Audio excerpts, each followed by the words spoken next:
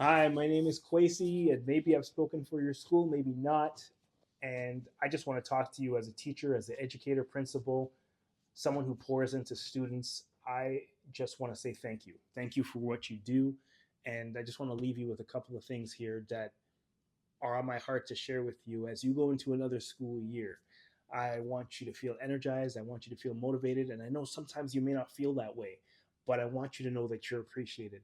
And teachers have a special place in my heart because I've had some teachers along the way that have helped me through major moments in my life. I was diagnosed with ADHD when I was young, and a doctor said to my mom, "You should put him on medication."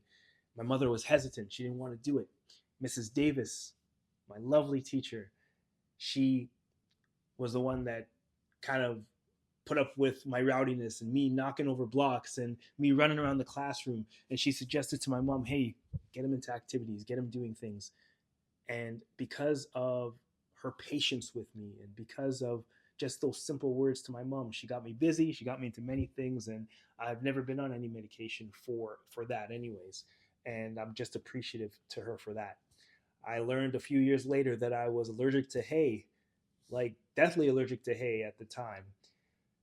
How did I learn it? I was on an overnight trip, and Mrs. R, my lovely teacher, this old white lady, she was the head of our trip. She was the main teacher in my class. There was a bunch of us that went up to this ranch and we were playing in hay all day.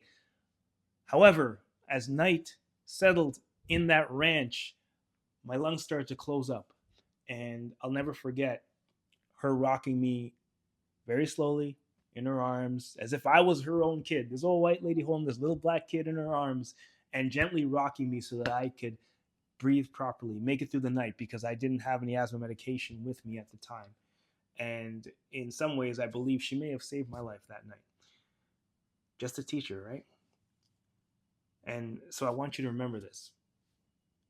As you go through the school year, I know there's going to be times you may feel down, you may not feel motivated, but just know you have more people out there supporting you. You have more fans than you can possibly imagine. So I want you to do these three things this year. As you go through the year, three things that are going to help you stay energized as you go and approach every single day. Number one, take care of yourself. You're going to take care of a lot of people, whether it's in your family or in your classroom or other educators, whatever. But make sure you have that one thing that is just for you. That might be going for walks. That might be a hobby that's just for you. That might be hot yoga. It might be something that's just your self care routine. Just make sure you keep that up because you spend so many times in your life, so much time giving to other people. You want to make sure you give to yourself as well.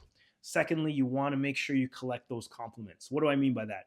In one of my workshops, I have a workshop that I offer for teachers, and I get them to write down a compliment that they've received from another student.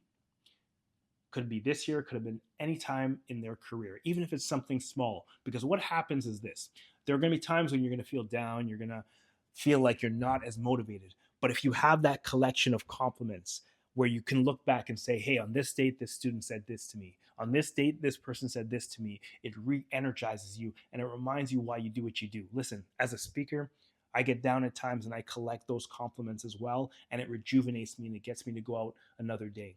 So have a book, have a journal, collect the compliments that you receive. If you haven't done it before, think back to some of the compliments you received and start now with your compliment journal. Keep it, read it, it'll keep you energized.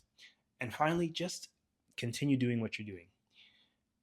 You may pour into students, you may say something, and you may think, okay, is what I'm saying making a difference? Am I making any difference at all in these students' lives? And I promise you, you are.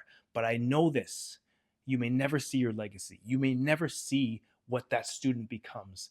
And it's not your job to see it, right? Like paying for the coffee and the person for the person behind you in the Starbucks line. You may never see how happy that person is, but you plant the seed anyways. Just keep planting because you never know what'll happen because of that. How do I know that? Because I'm here speaking to you right now because of a teacher that planted a seed. Grade 10, English class, Mrs. S.